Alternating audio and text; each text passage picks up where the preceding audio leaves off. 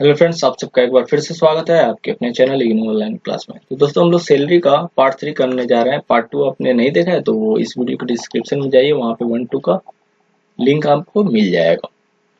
तो पार्ट 2 में हो सकता है जरा सा आपको समझ में ना आया हो, क्योंकि बहुत सारे टॉपिक पे उसमें हम एक ही वीडियो में डिस्कस कर लिए थे। तो जब हम लोग सम करेंगे तो वो सब क्लियर हो जाएगा, उसका चिंता करने का कोई जरूरत नहीं है। ठीक है, तो चलिए हम लोग कार फैसिलिटी का देख लेते हैं। कार फैसिलिटी देखिए, कभी हमें मिलता था ट्रेवलिंग अलाउंसेस मिलता था ना, अलाउंसेस मिलता था एक बार। अब यहाँ पे फैसिलिटी मिल रहा है, यानी कि हमको कार या तो मिल जाएगा एम्प्लॉयर के द्वारा या तो मेरा खुद का होगा। यानी हम अगर जो एम्प्लॉय हैं तो मेरा खुद का होगा। हो सकता है उसका खर्चा कभी हमें बियर करना हो या तो कभी जो मालिक है एम्प्लॉयर वो करेगा। ठीक है, सारा खर्चा देगा। तो उस केस में इम्प्लॉय का बेनिफिट देखिए, परक्यूजिट में क्या होता है। परक्यूजिट में होता है क्या कि हमें तो पैसा तो नहीं मिलता है, लेकिन जो फैसिलिटी मिलती है वह कितने रुपए की है, वह अगर जो कितने की फैसिलिटी मिल रही है उस फैसिलिटी के ऊपर हमको टैक्स देना होता है। ठीक है, वो फैसिलिटी हमारे लिए टैक्सेबल हो जाती है। दिमाग में बस इसको आपको बैठा लेना है। ठीक है, अलाउंसेस में हमें पैसा ही मिल जाता था, लेकिन परक्यूजिट में क्या होता है, फैसिलिटी देखते हैं कि भैया कितने रुपए की फैसिलिटी हमें मिल गई। ठीक है, हमारा कितने का फायदा हो गया, कितना हमारा बचत हो गया, ठीक है, कितना हमारा खर्चा हुआ होता। तो उस हिसाब से हम लोग यहाँ पे कार फैसिलिटी का दिखाते हैं, या जो भी परक्यूजिट है वहां पे दिखाते हैं हम लोग। ठीक है, अब देखिए, अगर जो यहाँ पे देख लेते हैं केस है, ये पूरा 10 केस बना हुआ है। तो एक एक केस को हम लोग समझते हैं और कॉन्सेप्ट से हमको याद कर लेना है। ठीक है, ऐसे याद कीजिएगा तो कंफ्यूजन हो जाएगा, कॉन्सेप्ट से एक बार समझ जाइएगा तो सारा क्लियर हो जाएगा। अगर जो कार मालिक का है, खर्चा भी मालिक कर रहा है सारा, और ऑफिस के लिए यूज हो रहा है। अब देखिए, कार मालिक का, खर्चा भी मालिक का, लेकिन यूज भी ऑफिस के लिए ही हो रहा है। तो इसमें एम्प्लॉई का कुछ फायदा है क्या? कुछ फायदा आपको दिख रहा है क्या? क्योंकि ऑफिस के लिए यूज हो रहा है तो इसमें एम्प्लॉई का कहां से फायदा आ गया? तो कोई भी पैसा टैक्सेबल नहीं होगा। समझ में आया? यानी कि जो भी केस आया ऐसा जहां पे सिर्फ यूज फॉर ऑफिस लिखा हो, तो वहां भैया क्या लिख देंगे हम लोग, नील। यानी कि एम्प्लॉई का तो कुछ फायदा ही नहीं हुआ, तो टैक्सेबल क्या होगा? ठीक है, तो यहाँ पे भी है देखिए, यूज फॉर ऑफिस नील। ठीक है, तो हमारा तो काम ही खत्म हो गया। ठीक है, 3 केस ऐसे ही निकल गए, 10 में से 3 केस ऐसे ही निकल गए। अब ये वाला केस भी देखिए निकाल देते हैं। यहाँ पे कार किसका है भैया? कार एम्प्लॉई का, खर्चा भी एम्प्लॉई का, कार भी एम्प्लॉई का, खर्चा भी एम्प्लॉई का, तो फायदा किसका है? फायदा तो मालिक का हो गया। फायदा तो मालिक का हो गया, तो परक्यूजिट कैसा? सब कुछ कार भी उसी का, एम्प्लॉई का, खर्चा भी एम्प्लॉई का, तो वो तो परक्यूजिट ही नहीं है। परक्यूजिट का मतलब क्या होता है? जब हमें खुद उसका फायदा मिले। ठीक है, तो चलिए 4 केस खत्म, बचा सिर्फ 6 केस। अब देखते हैं उन 6 केस में क्या क्या कंडीशन है। अगला है हमारा जो 2 नंबर पॉइंट, कार किसका है भैया? मालिक का। एम्प्लॉयर का ये भी मेंटेनेंस खर्चा है। अब बोल रहा है यूज फॉर पर्सनल पर्पस, यानी कि वह कार दे दिया मालिक एम्प्लॉय को अपने, बोला भैया लो एकदम ऐश करो, ले जाओ कार। तो इस केस में क्या होगा? अब इस केस में एक्चुअल कॉस्ट जो मालिक जो है, एम्प्लॉयर है, वो जो बर्न कर रहा, और 10% of original cost of car, उन दोनों को ऐड कर लेंगे। समझ में आ गया? एक्चुअल का यानी कि जो मेंटेनेंस कर कौन रहा है, मान लेते हैं मेंटेनेंस पे 10,000 रुपया का महीने का, या 1,000 रुपया मान लेते हैं, 1,000 रुपया खर्चा कर रहा है मालिक उस कार को मेंटेन करने के लिए, तो वो तो फायदा हुआ ही। कॉन्सेप्ट समझिए, अगर जो इम्प्लॉई का कार खुद का होता और खुद यूज करता तो 1,000 रुपया तो मेंटेनेंस का खर्चा देता कि नहीं देता? ठीक है, अब 1000 रुपया उसका खर्चा देता तो वो 1000 रुपया उसका बच रहा है। और क्या बच रहा है, हर साल उसका जो डेप्रिसिएशन चार्ज होता तो वो भी, कार का भी तो वैल्यू कम होता ना, यूज कर रहे हैं तो भैया कम होगा। तो इसीलिए 10% उसका ओरिजिनल जो कॉस्ट है वह भी खर्चा में ही ऐड कर लेंगे। अगर जो पर्सनल यूज के लिए कर रहा है तो सिर्फ पर्सनल यूज के लिए। समझिए कॉन्सेप्ट, समझिए क्या क्या होगा।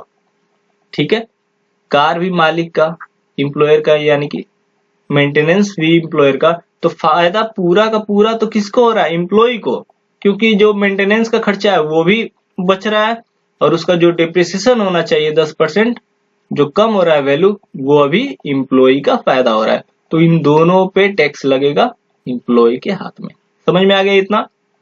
चलिए अब अगला केस, कार भी एम्प्लॉयर का, खर्चा भी एम्प्लॉयर का, लेकिन यूज हो रहा है दोनों पर्पस, पर्सनल और ऑफिस दोनों के लिए। ठीक है, तो इसमें एक रूल है, अगर जो 1.6 हॉर्स पावर से ज्यादा यानी 16 हॉर्स पावर से ज्यादा आपका कैपेसिटी का कार है तो इतना रुपया टैक्सेबल हो जाएगा, 2400 रुपया पर मंथ के हिसाब से टैक्सेबल होगा। अगर जो इससे कम है, यही अक्सर आपके एग्जाम में पूछा जाता है, ये दे देगा इतना लीटर से कम या 16 हॉर्स पावर से कम तो कितना रुपया टैक्सेबल होगा, और ये आपके एग्जाम के लिए यही वाला पॉइंट पूछा जाता है। ठीक है, तो याद कर लीजिए 2400। लेकिन ये भी आपको ध्यान देना होगा कि कार किसका और मेंटेन कौन कर रहा है। ठीक है, बोथ पर्पस के लिए है ना, लेकिन दोनों ही कंडीशन में कार भी होना चाहिए मालिक का और मेंटेनेंस भी होना चाहिए मालिक का। समझ में आ रहा है इतना? ठीक है, चलिए तीसरा पॉइंट भी खत्म हुआ। चौथा पॉइंट तो हम लोग का पता था क्या, कि ऑफिस यूज के लिए, तो इसमें तो कुछ फायदा है नहीं, आपको यूज बस देख लीजिए तो आपका आधा प्रॉब्लम खत्म। ठीक है, अब देखिए फिर हो रहा है क्या, पर्सनल पर्पस के लिए। अब देखिए, तो यहाँ पे पर्सनल हो रहा है ना, एक बार यहाँ पे भी पर्सनल यूज हो रहा था, यहाँ भी पर्सनल, तो अंतर क्या हो गया, यहाँ पे सिर्फ 10% कॉस्ट है, क्योंकि अंतर यहाँ हो गया भैया। यहाँ पे मेंटेनेंस कॉस्ट था पहले एम्प्लॉयर का, तो जो मेंटेनेंस कॉस्ट था वो यहाँ पे हम लोग ऐड कर रहे थे, लेकिन यहाँ पे तो मेंटेनेंस कॉस्ट अब एम्प्लॉय का खुद का है, तो वह तो उसका खुद का लॉस हो रहा है, तो फायदा तो नहीं हो रहा है ना मेंटेनेंस कॉस्ट। इसलिए सिर्फ जो फायदा हो रहा है क्या, इसका कॉस्ट का, उसका यानी कि कार का, कार लेकिन यहाँ पे किसका है, कार मालिक का है। ठीक है, तो फायदा सिर्फ यही वाला हो रहा है, यही पार्ट, यानी कि उसका वैल्यू का। ठीक है, तो ओरिजिनल कॉस्ट का 10% हम लोग लिख देंगे टैक्स पे। तो कॉन्सेप्ट आप रखिएगा एकदम क्लियर, तो कुछ नहीं होगा प्रॉब्लम। अब देखिए यहाँ पे हो गया कार एम्प्लॉयर का, उसका जो खर्चा कर रहा है कौन, एम्प्लॉय कर रहा है। अब दोनों के लिए हमारा यहाँ पे केस क्या था, दोनों ही एम्प्लॉयर का था, लेकिन यहाँ मेंटेनेंस कौन कर रहा है, एम्प्लॉय कर रहा है।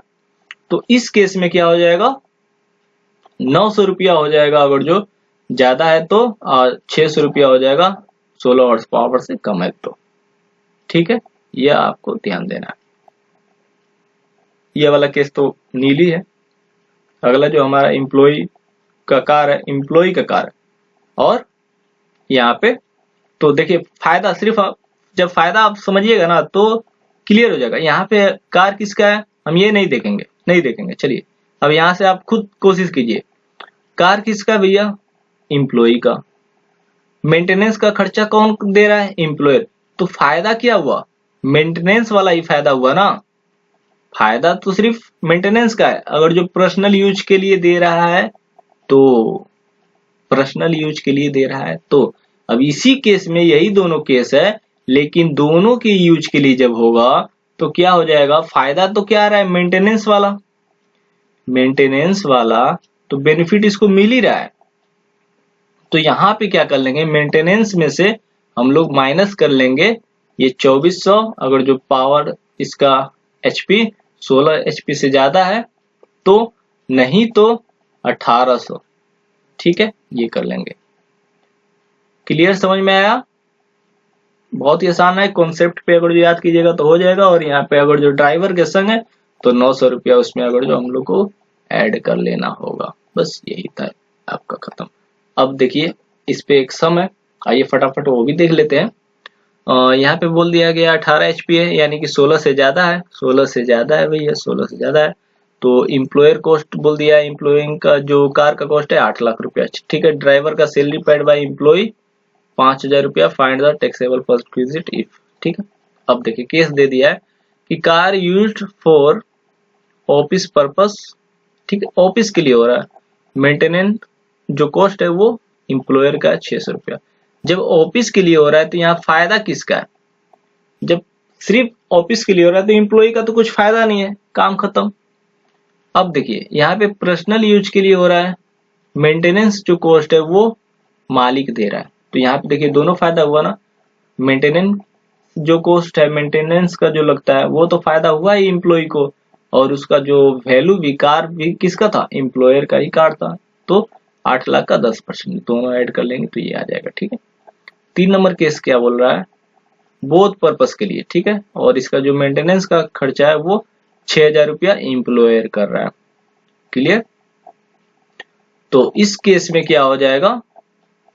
जब दोनों ही चीज यानी कार भी एम्प्लॉयर का और खर्चा भी एम्प्लॉयर का, तो हम लोग देखते हैं क्या यहाँ पे 1800 2400, तो 2400 होगा किस लिए? क्योंकि 16 HP से ज्यादा है, या 18 HP है, ठीक है।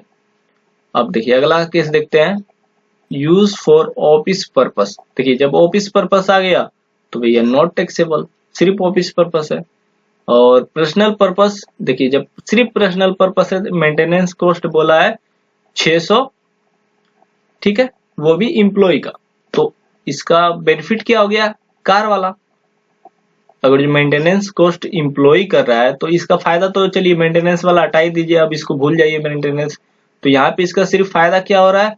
कार के वैल्यू का, कार फ्री में मिल रहा है इसको, तो कार पे 10% का फायदा हो रहा है, इसलिए यहाँ पे इसको देना होगा, ठीक है। अगला आते हैं बोथ पर्पस, यानी कि इसका ऑफिस और पर्सनल दोनों का है, और यहाँ पे जो मेंटेनेंस खर्चा है वो एम्प्लॉय कर रहा है, तो यहाँ पे भैया क्या हो जाएगा? 900 रुपया, जो हम लोग का रूल है, ठीक है। चलिए अगला हम लोग देखते हैं सम। ये रहा आपका सम, तो ये सम आपको करना है, ठीक है, इसको आप लोग कीजिएगा। चलिए अगला हम चीज समझा देते हैं, गिफ्ट वाला। Gift receive by employer. देखिए गिफ्ट टू एम्प्लॉय, ठीक है, एम्प्लॉय को गिफ्ट मिल जाता है, बहुत बार एम्प्लॉयर दे देता है खुश होके। गिफ्ट इन कैश अगर जो है तो पूरा का पूरा टैक्स देना होगा, समझ में आया? पूरा टैक्स देना होगा। अगर जो सामान के रूप में, किसी भी सामान के रूप में गिफ्ट मिल रहा है तो 5,000 रुपये तक का छूट है भैया, उसके ऊपर जो जाएगा उस पर टैक्स देना होगा, समझ में आ गया?